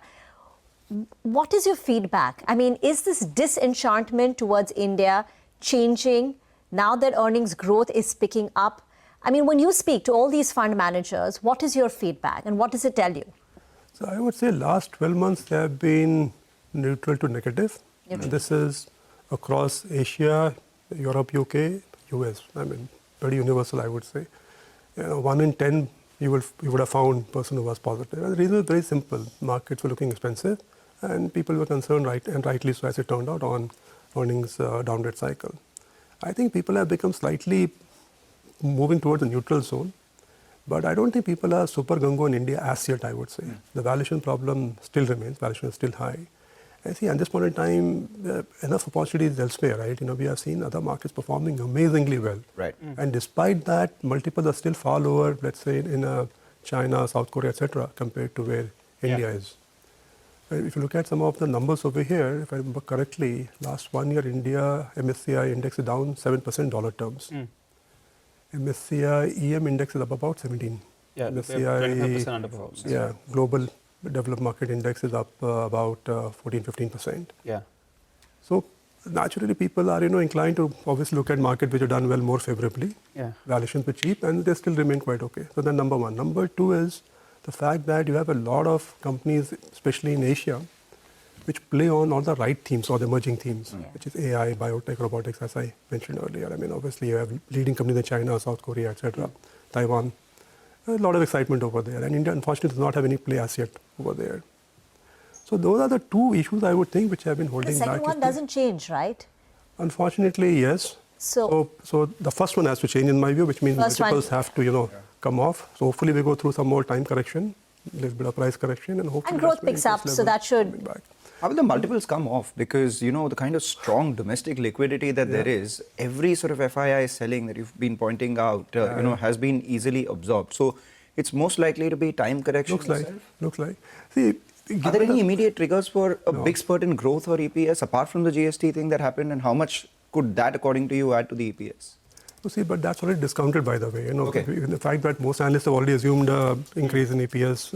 If you look at for the auto sector, for example, we are looking at almost 20% growth in earnings in the FY 2027 compared to, I think, 4 or 5% in the current year. I'm talking about Nifty 50 companies. Yeah, so that's already built in and discounting in the 1 year forward multiples. So you're right in the sense, the multiples will probably stay where they are, simply because you have a lot of domestic support out there. And you look at the numbers again, DIIs have bought about $68 billion calendar year to date. Yeah. Foreigners have sold about 23, which means another $45 billion has been sold by somebody else. And who is that somebody else? Basically, it's the PE guys and the promoters. Yeah. So between $23 billion of FPIs, 45 of PE promoters, against that you have 68 being bought by retail. So, I don't know the reasons for their optimism, but I would assume that they have made a decent amount of money in the last 3-5 years. Experience has been very good. And despite the non-performance in the last 1 year, people are still looking at the last 3 year performance and taking a call that, okay, fine, you can still make money in the market from here on. Okay, all right, Sanjeev, we're just going to address some news flashes on the screen. They're going to come back to you. You said you like select private sector banks, so we'll just address that in a bit. Ritu's joining in. She's addressing that big story that's flashing for you on the screen with regard to RBL Bank. Ritu, what are you picking up? And important, you're stating that the pricing could not be a significant premium that some media houses were reporting. So tell us, how do you see this panning out? Hi, morning, Nigel. We're readying for Diwali, but an even bigger firecracker could be set off in the banking sector. After Yes Bank, SMBC, now we understand Dubai's Emirates NBD bank is finalizing a landmark deal to acquire majority control of RBL Bank, which will mark one of the largest foreign forays into India's private banking space. And the deal could be announced very soon, in fact, in the next few days itself. Remember, the bank is going to report its earnings this Saturday. So we could hear about this as early as that itself. Now, there has been this has been widely reported that the two have been in talks and that Emirates was eyeing a minority stake in RBL. But our sources indicate NBD, the second largest lender in the UAE, is going to announce a deal to acquire as much as 60% stake in RBL Bank, which will include the open offer component that, of course, gets triggered when the acquirer buys more than 25% stake in a company. Now, we further understand NBD plans to acquire this controlling stake through a fresh equity issuance by RBL Bank, which will be done through its wholly owned subsidiary. Now, this is important because the entire investment is going to be then directly infused into the bank, and also because RBL Bank's current foreign shareholding, if you look at it, it stands at more than 22%. So the fresh equity issuance to NBD is going to expand the overall capital base of RBL Bank to ensure that their stake remains within the regulatory FDI cap of 74%. Now, our sources also indicate the transaction is expected to be priced, like you were saying, in line with, of course, SEBI's prescribed formula without a major premium to RBL's current market price. Now, the transaction cannot, of course, happen without RBI's blessing, and we understand this change of control has received an informal nod from the regulator. Formal submissions, of course, will be made once the boards approve this deal. Now, while RBI is not going to relax that 26% voting rights cap, our sources do suggest the regulator will offer a glide path to Emirates NBD, allowing it to gradually bring down its shareholding in RBL Bank. Now, for Emirates, of course, which operates in India through its 3 branches, the acquisition will significantly deepen its footprint in, one of the top banking markets. And for RBL, of course, a globally recognized institution, massive capital infusion, and long-term ownership clarity. All right, Riju, thanks a lot for that. So we'll most definitely keep an eye out on this firecracker ahead of Diwali. Yesterday we had a comment coming in from RBL Bank as well. They kept it fairly open, saying that they're constantly seeking various opportunities that enhance shareholder value, and this could perhaps be one of them. The stock continues to be in F&O ban for over the last, I think, 2.5 weeks or so. Sanjeev, on the banking space, do you think something like this is a special situations opportunity for people to consider, given the sort of price move that has already taken place, and now that we understand that it may not be at a significant premium to what the current price is? I can't specifically comment on RBL Bank because we don't cover the stock, so I don't have much of a handle on the valuations. The banking space, as per you? The banking space has been one of our favorite sectors for a while now. For everyone, yeah. Exactly. I think from the PSUs you like banks, but otherwise the defense and railway names? Defense maybe still okay. Railways is like, what kind of... But defense is okay now, I'm enthused. Tell us, do you think that price correction, time correction? At least defense, there is a theme. Yeah. India requires defense, and there will be a lot of spending being done by the government in terms of procurement of arms equipment for a long period of time. Right. But railways, if you look at the numbers over here, the government spending itself has plateaued now. Yeah. It was 2.4 trillion rupees in FY 2024, 12.5 in 2025, 2.5 in 2026. And the kind of multiples many of the railway companies are trading at for maybe not much increase in the government spending and revenues in turn, how to justify the multiples? That's the whole issue over here. So other than railways, which is the theme, the narrative, which makes absolutely no sense to you? Oh my God, you're putting me into trouble now. Some of the electrification themes. Okay. Why? Companies, for example, something like a BHEL. Okay. 80,000 crores market cap. Very, very hard to justify in the context of the potential opportunity out there. You can do a simple math over there, right? Let's see if I can get this math right. India is supposed to add about 80 gigawatts of coal-based thermal capacity next, 5-7 years. And after that, anyway, I think we will move to renewables. I don't think we're going to be adding, coal-based thermal capacity in perpetuity. You take roughly 60 billion rupees per gigawatt, yeah. So 80 into 60, you become about 4.8 trillion rupees for like 80,000 crores. You take a PAT margin of, let's say, even 10%, which is very, very high, by the way. Normally you get a EBITDA margin of 10%. Even then you will come to 48,000 crores of total PAT opportunity. For assuming 100% of the opportunity goes to BHEL, by the way. Now remember, this PAT will come over the next 10 years. It will take, all this 80 gigawatt will take 10 years to get built. So if we discount that 48,000 crores of potential PAT opportunity, that will shrink to maybe half of that, right? Yes. So how do you justify 80,000 crores market cap? There's no BHEL terminal value in that business. Good How do you remember these? Yeah, how do you... And BHEL, any others? Sorry, before we run out of time? Some of the PSUs like ITI, etc. I don't even know what business they are doing currently, but look at the market cap of these companies. Impossible to justify. The companies, I don't remember the numbers now. The more mainstream companies like ITI not? Then it is okay, Or you're not saying it because you don't want to get into trouble? I'm already in enough trouble with that. Just one final question before we let you go. And this is not to do with the equity markets. The other FOMO that is taking place right now is in gold, gold and silver. Where do you stand on that? We have written a note on this, actually. So we have this funny situation in the world. Let me just digress a little bit. You have all safe haven assets going up. Gold has been going up like crazy, right?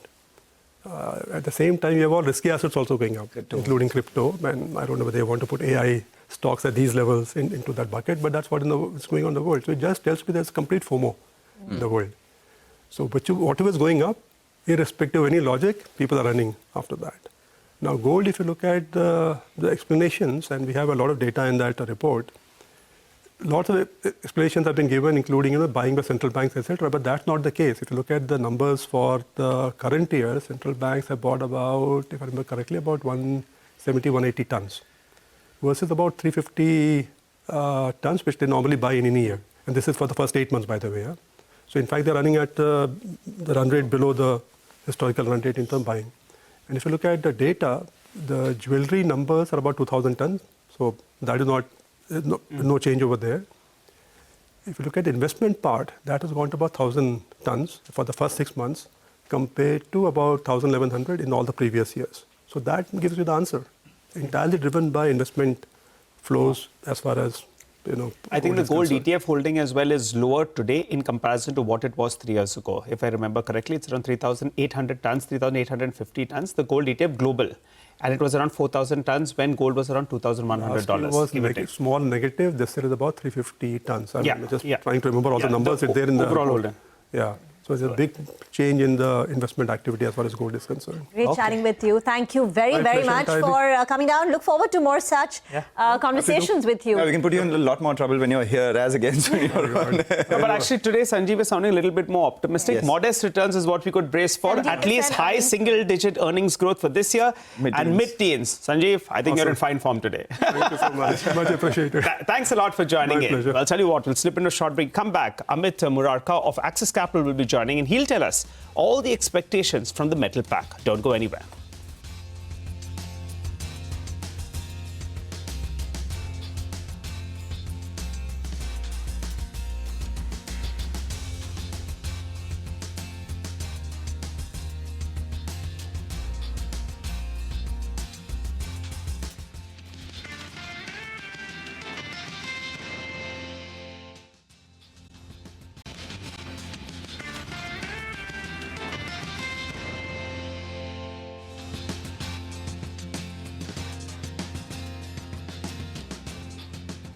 Welcome back. The market's doing well. A couple of these life insurance stocks. We have HDFC Life, which has moved higher. Alongside that, Tata Steel too has moved higher. We also have some traction in Nestle ahead of their quarterly numbers tomorrow, so we'll watch out for that. And obviously, the gainers continue to add more weight right now. ICICI Lombard, for instance, up 6%.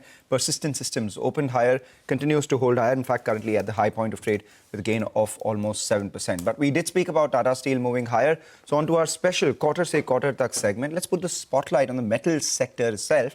Nigel's walked across to the wall to tell us what to expect from this space in the second quarter. Nigel. Well, as we head into another result season, here's a look at what to expect from base as well as ferrous metal players in India. The base metal companies are expected to report, a quarter-on-quarter rise in domestic EBITDA. That'll be driven by operating leverage and a modest uptick in aluminium prices. In contrast, however, the ferrous metal players like JSW Steel, Tata Steel, they're likely to see EBITDA contraction this quarter due to weaker domestic pricing. Sales volumes are largely strong, though, across the board, be it for JSW Steel, Jindal Stainless, Tata Steel India. However, Hindalco as well as Novelis volumes, well, they are expected to remain more or less flattish. They have been impacted by that fire incident. Well, steel margins as well, they have come under pressure this quarter as India HRC prices declined by close to around 4% on a quarter-on-quarter basis in the second quarter. That is despite the 5% rise that we have seen in China's export HRC pricing. Well, this has widened India's, discount to landed Chinese imports to nearly around 8 to around 10%. So now the street is optimistic that we can see some price hikes here in India. That we'll discuss a little bit later.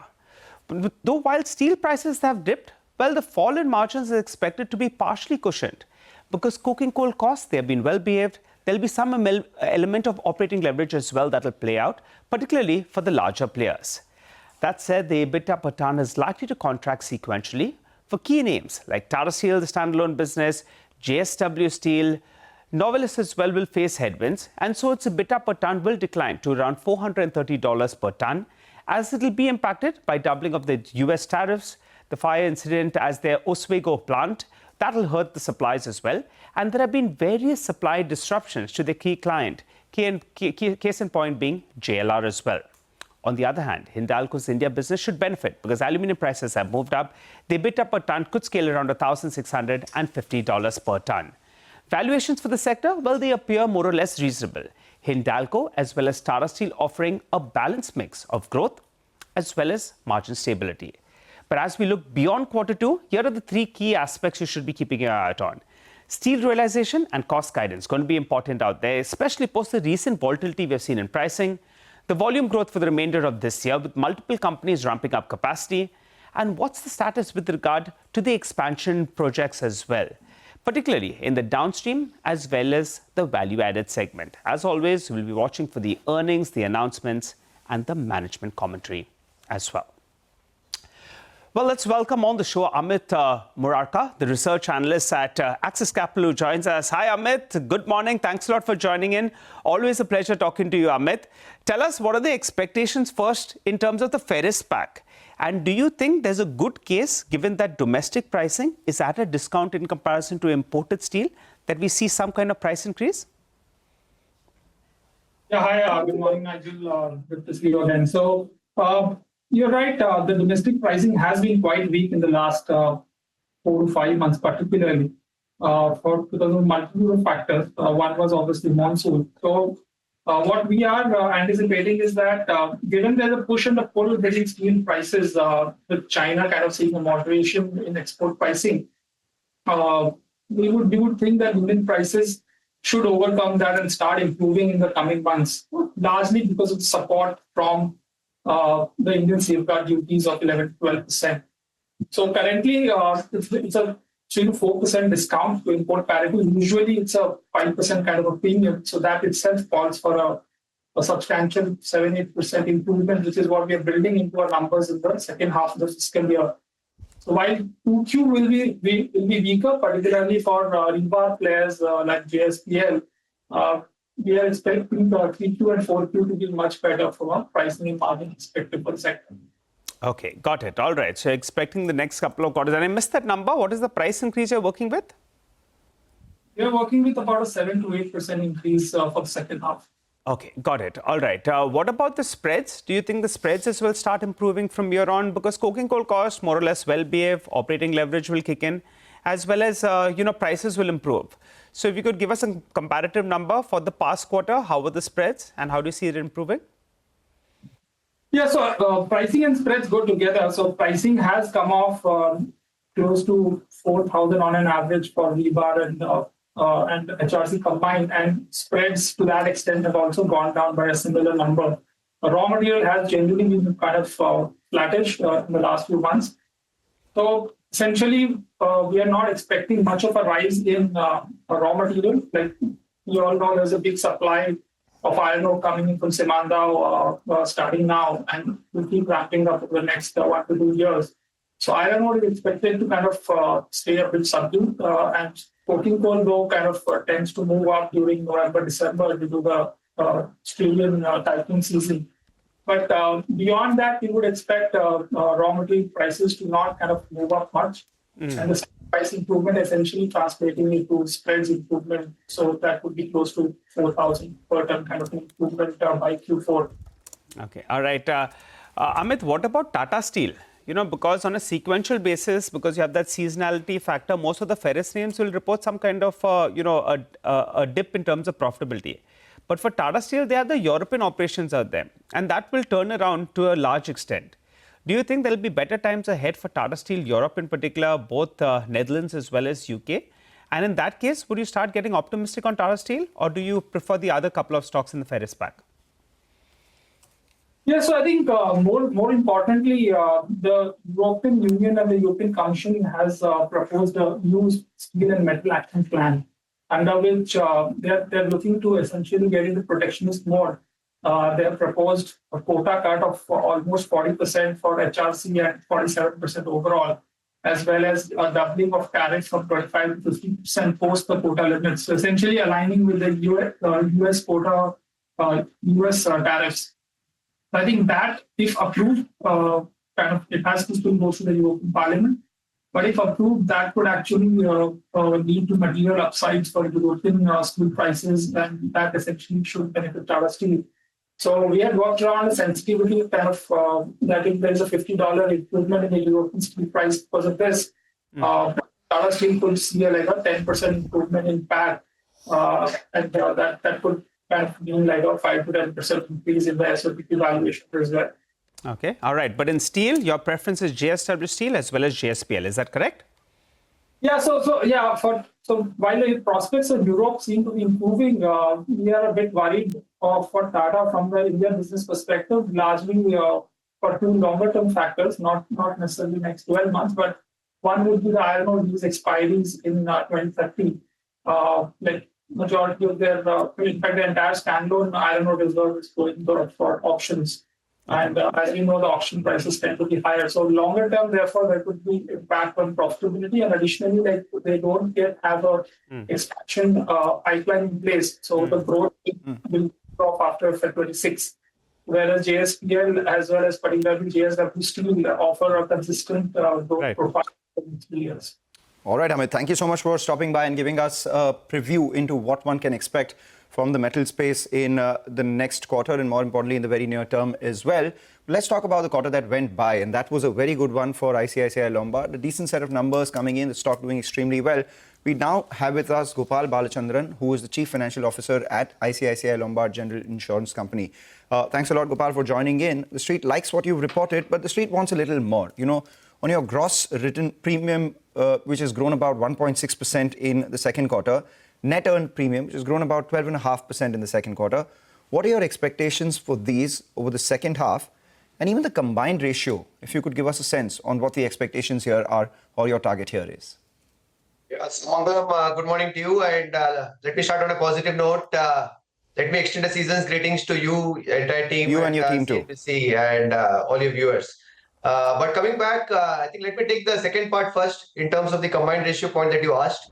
And let me put this in context. I think if you look at the combined ratio that we reported for quarter two, again, I'm just looking at it on a like-to-like basis for ease of reference. The quarter two of this year, the combined ratio was about 103.9% on an N basis. This number in quarter two of last year was about 104.5.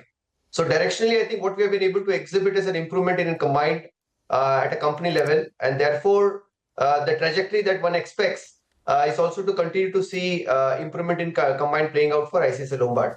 But obviously, we will see how the industry kind of responds in terms of combined, and our combined will kind of, in that sense, mirror relative to that. To your first point on how do we see growth getting exhibited, I think the momentum on ground looks very, very positive.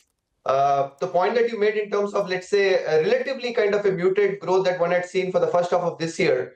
But if you were to kind of break it down in the context of the quarter two, and within that specifically, the momentum that ICICI Lombard is riding on in the month of September, across lines, whether it's commercial, motor, retail health, each of these are preferred segments for us. The momentum on ground looks to be very, very positively placed. And therefore, to that extent, quite excited with how does one see the road ahead, particularly for the second half of the next year. Could you put a number to that? Honestly, I think what we have called out is, I think, relative to the market, I think what we would be kind of looking for is to try and see if we can get an alpha or a growth higher in the range of 100 to 200 basis points. I think that's what we would kind of largely be kind of working towards. But more importantly, obviously kind of staying focused on delivering profitable growth and sustainable return on equity. All right. Good morning, sir, and festive greetings to you as well as to the team. Nigel on this side. Could you tell us what is the industry growth that you're working with, since you're working with that 100 to around 200 basis points higher growth? And if you could particularly tell us in motor as well as health, what kind of growth estimates for the second half? Yeah, so Nigel, again, good morning to you. I think, so again, when you look at the industry numbers for the first half of the year, I think it has been a single-digit number, roughly about 7% growth is what the market has exhibited. And even the momentum that I spoke about in terms of whether it's motor, whether it's retail health, I think in general, I think the momentum on ground is playing positive even from a market perspective. And therefore, there is clear expectations that the market also should start exhibiting a growth number much higher than, let's say, possibly the 7% number that it had exhibited in the first half of the year. And which is where I kind of talked about. In that context is where we would look at it from an ICICI Lombard standpoint. I think what we will try for and what we're kind of clearly working towards, you should try and get that alpha of about 100 to 200 basis points over the industry growth numbers. You said the industry will grow faster than the 7% mark in the second half. How much faster can that grow? You think it could be about 8 to 9%? And honestly, I think we will leave it for the market to kind of come out with the all right. So irrespective, you will grow between 9 to 12%, because if the industry grows at 7%, 100, 200 basis points would be 9% for you. If it grows at 9%, you will grow at around 100, 200 basis points higher than that. So 9 to 12% would be a reasonable estimate, right? So what we are optimistic about is what I kind of talked about. I think across lines, I think the momentum on ground is looking very, very positive. Final outcomes of what does the exact numbers, I think honestly, we will come back and speak in the channel. Okay, all right. Let's talk about the other big aspect that the street is looking at. Are you still hopeful of receiving of the motor third-party premium revision for this year? Or according to you, maybe it comes only the next year. What's the expectation on that front, and where are discussions? Because that was the big hope, right?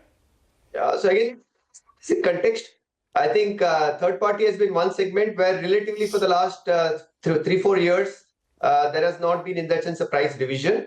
But however, when one has seen from an industry standpoint, the average claim awards that is getting affected in the form of claims, that has definitely seen an increase, which is why from an industry standpoint, I think what we have been collectively kind of seeking is a price revision in the context of third party. We will wait for how it gets played out, whether it gets announced in the second half of the year or whether it gets kind of announced for FY 26-27.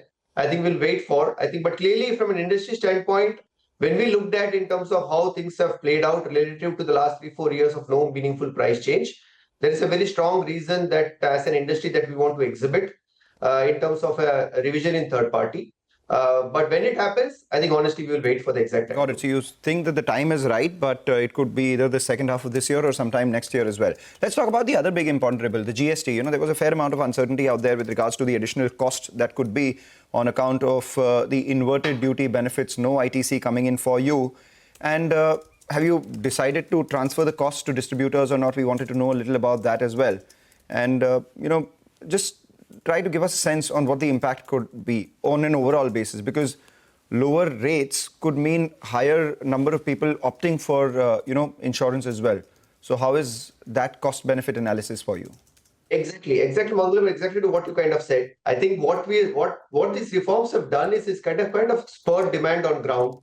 Whether you look at across health or whether you look at, for the matter of fact, auto vehicle sales that has got exhibited in terms of the recent numbers that got reflected. So which is what we are very, very excited with. I think there is a lot of positive momentum which could translate into increased volumes of sales across most of the key retail lines, which kind of clearly augurs well when you look at it in the context of the distributors' incentives or distributions commissions. And from an ICICI Lombard standpoint, I think clearly we would make sure that whatever reforms have kind of got exhibited, that gets completely passed on insofar as the customers are concerned. And insofar as the impact consequent to any of the input tax credit, etc., I think that's a part of the business. And therefore, to that extent, whatever numbers that we reflect in terms of our expenses of management, they will be all a part of that. And to that extent, if there is some element of distribution cost that has to be kind of also passed back to some of the distributors, I think that is something that we have already kind of exhibited.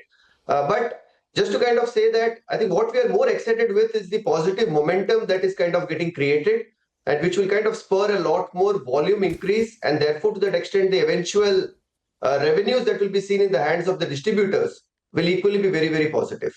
So basically, if you could just simplify this for everyone who's watching, how much would the increase in cost be? And so far in the new GST regime, how much has the increased volumes been on account of the GST reduction? You've said there has been momentum. So over and above steady state, how much more have you received, which you can attribute to a lower GST? So let's take the auto vehicle sales, right? Okay. From a Navratri to Navratri standpoint, whether you take private car or whether you take two-wheelers, I think what we have seen in the market is an increased volume to the tune of almost about 35% plus. So this is a significant kind of a jump, which is what one was kind of talking about. And therefore, to that extent, this kind of augurs well in terms of a higher incentives when you look at it even from a distributor standpoint. On the point on the input tax credit, that is more relevant in the context of health, which is what one had said. I think in the overall scheme of things, I think this amount is something that one will be able to kind of manage within the overall cost structures that we have, including some impacts if we have to take. To that extent, we will be taking that impact, and to the extent which is required to be passed back also to the distributors. That is something that we have again already announced on a case-to-case basis with the respective distributors. Okay, all right. Well, sir, we appreciate you joining in. Thanks a lot for giving us that outlook as well. For the time being, the street seems to have liked what you've said.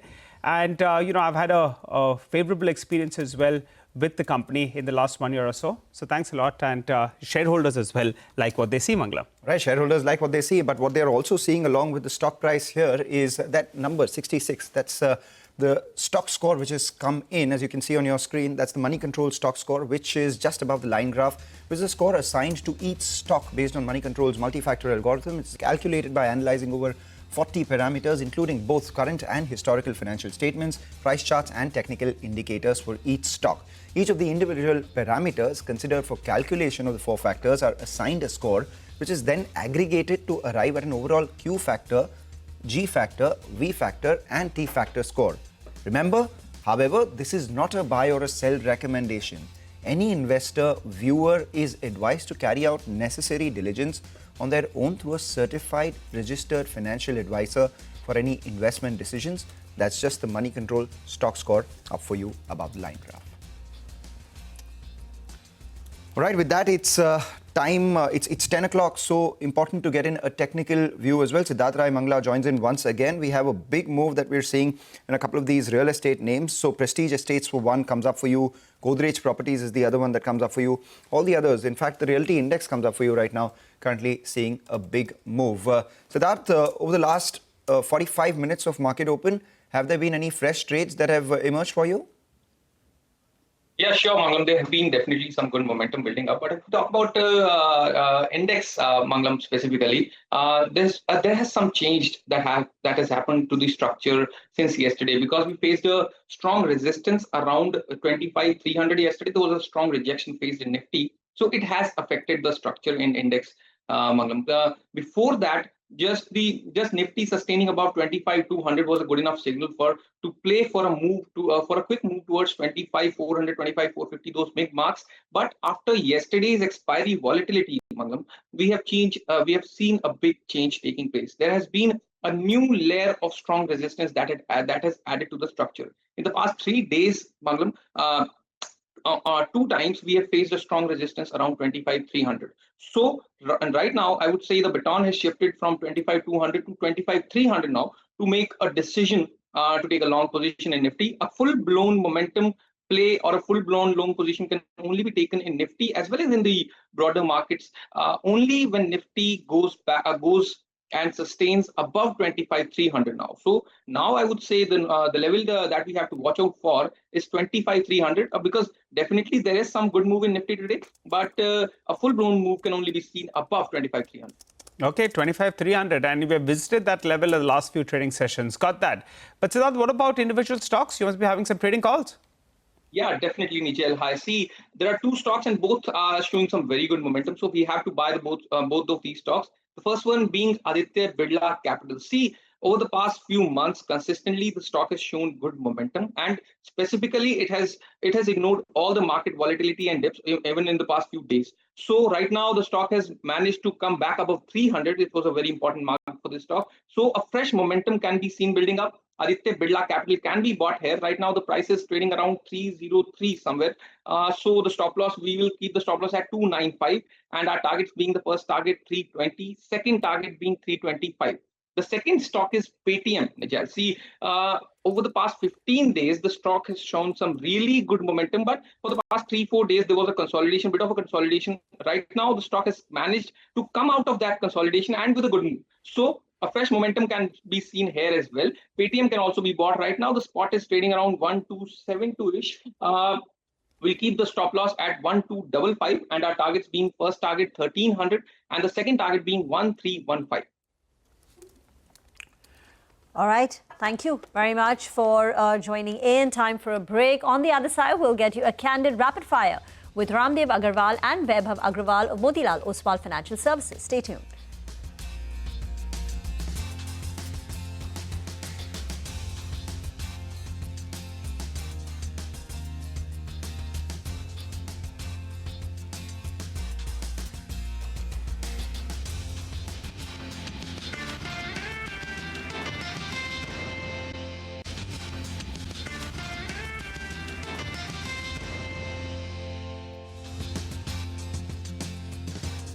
Welcome back. We were talking about real estate stocks. Look at Lodha Developers. That's moved higher as well. And now we have Phoenix Mills, which is doing well too. Phoenix Mills in particular would benefit from all the retail activity that takes place in the second half of this year, more particularly in the third quarter. So we'll monitor the update coming in from the company for the third quarter. As of now, we do have the updates for the second quarter. But speaking about Diwali and the festive season, here's a snippet from our conversation with Ramdev Agarwal of Motilal Oswal Financial and his son Vaibhav Agarwal of Motilal Oswal Asset Management. Listen in.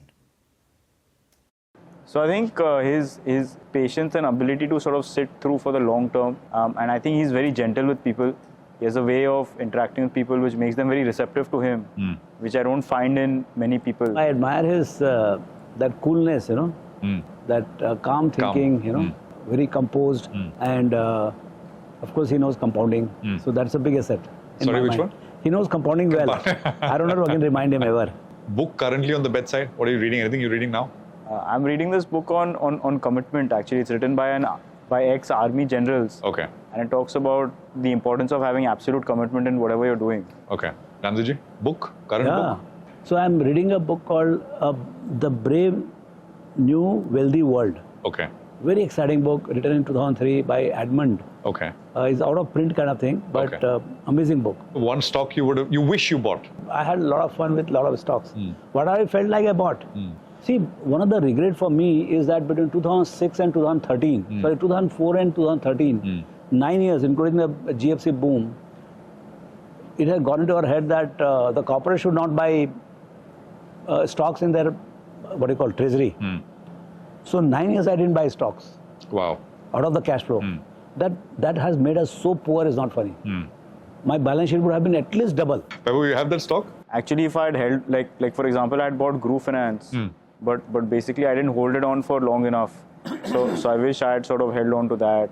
So this is an interesting one. If there was a biopic on Ramdevji, which is possible going into the future, who you think is best fit to play him? Hold your breath. Yeah, I think Paresh Rawal would sort of fit that role. I think because nice one. Maybe because of his optics and also his ability to be both serious and hilarious at the same time. Yeah. I think he would represent him quite well. A resolution for the new Samvat, anything? Because of this book I'm reading, so I would like to take some of the ideas from there and maybe become more aggressive, a little more aggressive, or maybe some new business ideas will germinate. Definitely will give birth to some strategic change in my thinking about capital market and about the company. About Motilal Oswal, the business itself. Yeah. Vaibhav? No, I think yeah, just become a better investor and focus on getting maximum returns for clients. I think that would be the resolution. Well, that's a fun conversation, and you can catch the full one at 11 a.m. only on CNBC TV18. Time for a break now. On the other side is another Diwali special, Indianomics. Lata will get chatting with Madhvi Arora of MK Global, Samiran Chakraborty of Citi India, and Kaushik Das of Deutsche Bank, and Upasana Bharadwaj of Kotak Mahindra Bank.